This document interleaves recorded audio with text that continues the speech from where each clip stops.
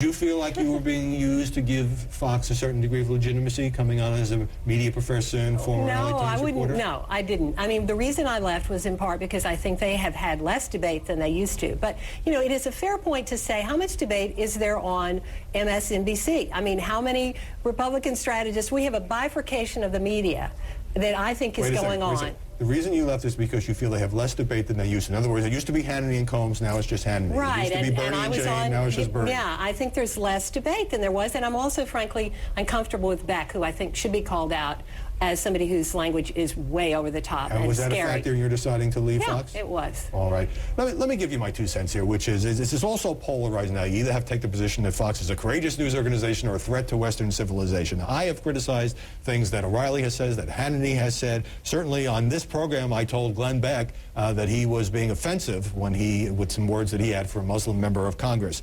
At the same time, I don't think that an entire organization should be judged by a few commentators any more than I think it's fair to judge CNN by the things that Lou Dobbs says. I mean, look at some of the people at Fox. I wrote down some names here. Major Garrett used to work at CNN. Bill Hemmer used to work at CNN. Greta Van Susteren used to work at CNN. Chris Wallace used to work at ABC and NBC. Did they all drink the Kool-Aid when they went there? Now, sometimes Fox's reflexive opposition to Obama bleeds into his news coverage, as you were saying, Nico, but I don't think it's fair to tar everyone with the same brush. You want to take that on? Well, I mean, I think it does. I think you paint it a little too moderately.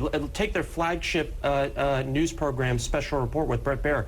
George Mason University did a study. 80% of the coverage is negative. This is so far toward Obama. And does that include the opinion roundtable? That no, just the first 30 minutes. Well, have we had a particularly rosy year so far in terms of the economy? I mean, would you expect to be 80% favorable? But no. But I think, I mean, if you talk about fair and balanced, this is not fair and balanced in the news coverage. It's not just Beck and Hannity. I think we've had a lot of bad news. Well, I think that you raise a very good point, and you know, I've made that point too. I mean, I think Chris Wallace, Major Garrett, there are a lot of very good people there, and it's not a black and white universe. Unfortunately, we are living in a kind of parallel universe where you either hate or love one media outlet. I don't think that's a good thing. And you can do it to MSNBC by saying, look at all the liberal hosts they have. Well, they do have Joe Scarborough. Yeah, call me when Fox has 3 hours of programming given over to a Democratic congressman or a former Democratic congressman. I mean, this is just not comparable. All right, I want to throw in one more political wrinkle here that happened this week.